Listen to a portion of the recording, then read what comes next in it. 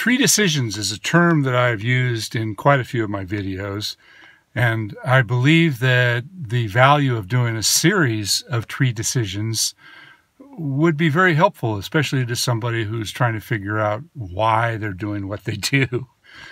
Because so often I get into situations like this job I'm on right now. There aren't any big trees here, but all the trees that are in the yard have been repeatedly trimmed by the gardeners. And I hate to say this, but most gardeners, probably 95% of gardeners really should not be trimming trees. They don't have a clue. Everything is a shape to them. They use the biggest tool they can to get the job done. It means cut along the dotted line with a chainsaw or a hedge trimmer or whatever they've got.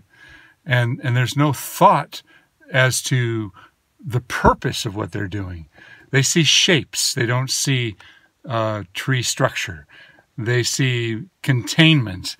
They don't see the future of the growth of the tree and what it's going to evolve into. They see a blob without any knowledge of what that blob was supposed to evolve into.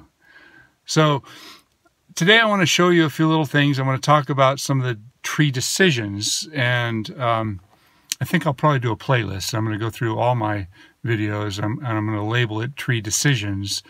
And if you have a young guy in your crew, or if you're just getting started in this industry, or if you're a homeowner that loves their trees and really wants to know what the right thing to do is, follow along with some of this stuff. And I'm not going to say this is the only way to do something, but what I will say is my reasoning and my justification for the cuts that I make, and a lot of times the cuts I don't make. So follow along. Tree decisions. Ugly tree. What's the decision here? Somebody's just been butchering it for a long time. This thing is a mess. You may have seen my recent video that showed mulberries, fruitless mulberries. This is yet another one, but even in worse shape. This tree has been trimmed by gardeners for over 30 years. Every single year they get up there with a chainsaw and they wail on this thing. And amazingly, it tries to survive, but barely. It's reached a point where my first impression of this tree was, oh my God, let's just start over. Maybe that's what your decision should be. But let's back up a little bit. Let's think about the client, and let's think about the space in the yard. If you make a decision based solely on what you see with the tree, that might be a mistake. Let's start off with this tree.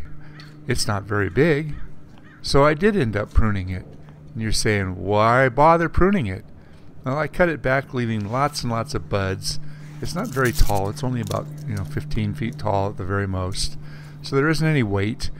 And I kept it, rounded over and left lots and lots of buds so it'll round over and fill out. I know it's not going to last very long, but the client is 85 years old.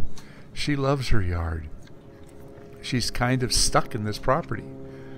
And if you look at the backyard, there's other things behind the fence that she doesn't want to see. This is interesting. There was another tree in the yard. This is a weeping flowering cherry. And if you can see here, the nursery stake is still left on the tree. Nursery stake should always come off, unless you've got a real whippy stem that can't support itself. The purpose of the nursery stake is not to hold up the tree, is to get that trunk nice and straight. So if the trunk's already straight, that stake is useless. In this case, it's actually causing damage to this little tree. So let's talk about the weeping flowering cherry a little bit. I took off the stake, and the first thing you notice is all the marks where the tape was. And in a few more years, it would have actually caused some serious damage to this tree. The second thing to recognize is that I took off all of the foliage, the sprouts coming off of the trunk. The rootstock is different than the weeping flowering portion of the tree. This is actually a grafted tree. Unfortunately, there's a bit of damage there, either from a sprinkler hitting it, or a physical impact, or possibly sun scald. But once again, the woman is 85 years old. The sprinkler that was right there was awfully close, so I decided to move it out a little bit. Let's get some water so that this thing the roots will reach further out. And this tree is probably going to hang on there for a few more years. It's never going to evolve into something huge and magnificent because of that trunk decay, but if it continues to flower, hey, so be it. Now this is a mess.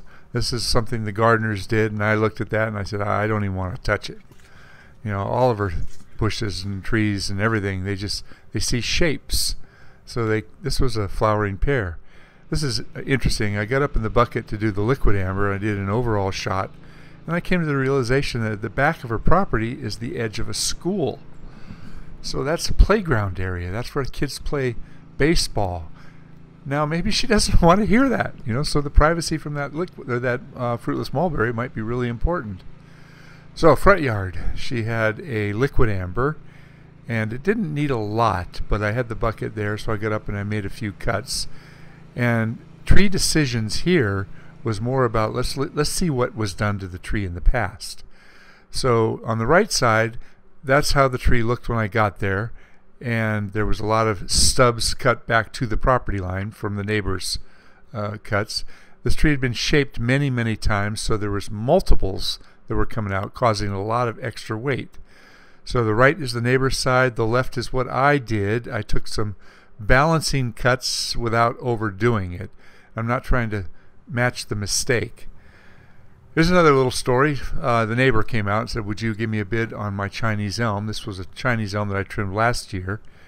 And I looked over at the neighbors. They didn't call me for a bid, they called someone else. And this is the type of pruning that they received. This is a recent pruning that happened on the neighbor's backyard. And finally, this is an interesting story. A client offered to trade me this for a job. It's a 1972 classic Norton 750 Commando. What's it worth?